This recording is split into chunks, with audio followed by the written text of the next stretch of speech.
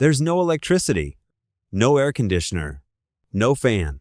It's 45 degrees Celsius outside, the kind of heat that melts roads and drains your energy in minutes. And yet, inside this small room, it's cool. Not just slightly better, not survivable, actually cool. Air is flowing in, soft, steady, silent, like an AC that never turns off. But there are no wires, no machines, no bill at the end of the month. So what's powering it? And why have you never seen this before? Because this isn't magic. It's a cooling system that uses the earth itself. No electricity, no moving parts, and it can cost less than a single meal to build. Hot air goes in, cool air comes out. That's it. And once it's built, it works forever. This idea isn't new. It's been around for thousands of years. Ancient builders in hot desert regions designed entire homes to stay cool without electricity. They used underground channels and airflow systems to pull heat out of the air.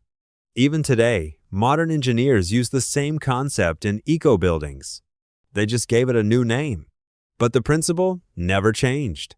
So the real question is, why don't you know about it?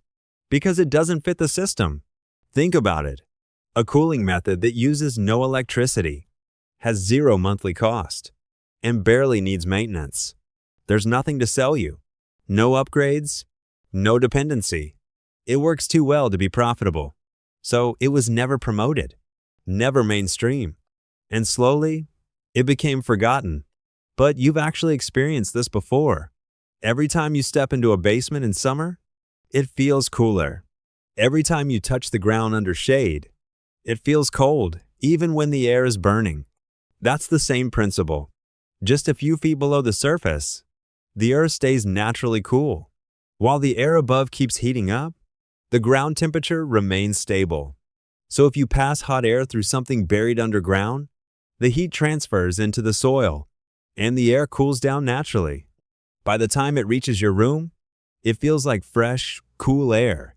No compressor, no gas, no electricity, just physics. And building a simple version is easier than you think. You take a pipe, bury it underground, about 5 to 8 feet deep. One end stays outside, where hot air enters. The other end connects to your room. As air moves through the buried pipe, it loses heat to the surrounding soil and comes out cooler.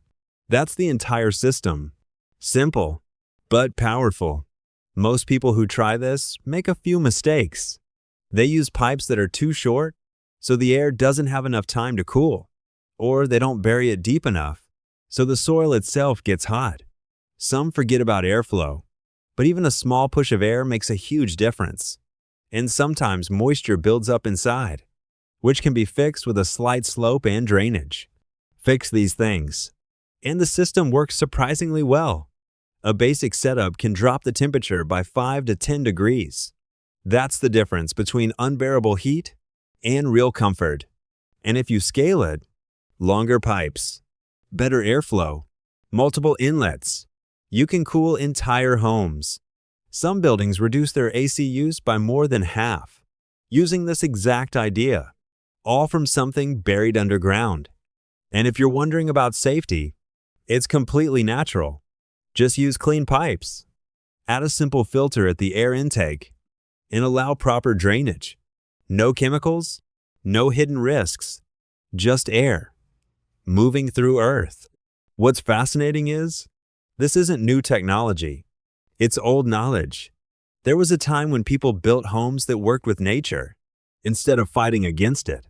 They understood airflow. They understood heat. They understood the ground beneath them. And they used that knowledge to stay comfortable, without machines. Some of those structures still exist today. Cool, even in extreme heat. So maybe the real question isn't why this works. Maybe it's why we stopped using it. When did we start believing that comfort has to come from electricity, from bills, from constant consumption? Because sometimes the most powerful solutions aren't new. They've just been buried, waiting for someone to notice them again. And if this changed the way you see something as simple as heat, then maybe it's worth paying attention to what else we've forgotten.